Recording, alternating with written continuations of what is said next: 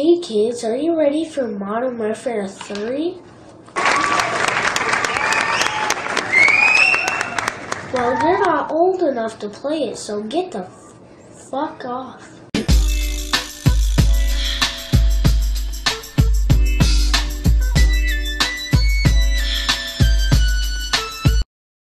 So Hawaii Five-0, you ever seen that show? Where there's a drum fill in it that goes.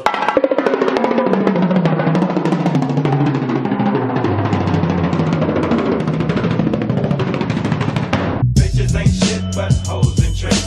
Lick on these nuts and suck the dick. Get the fuck out after ya done. Then I hop in my bitch to make a quick run. 好興喎！你咪唔知自己已經讀得書少㗎啦？我啲姊妹講啲乜嘢？講英文你都唔識聽啦！你又答唔到啫？你又唔係靚仔咯喎？又唔係有錢？你知唔知人哋啲男朋友幾有錢啊？出入有車。收皮啊，港女！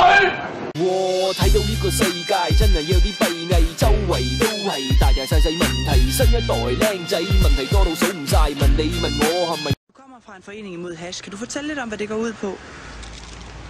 Jamen, det vi for eksempel kan finde på at gøre, det er at ligge på fucking lur ude foran Christiania for eksempel.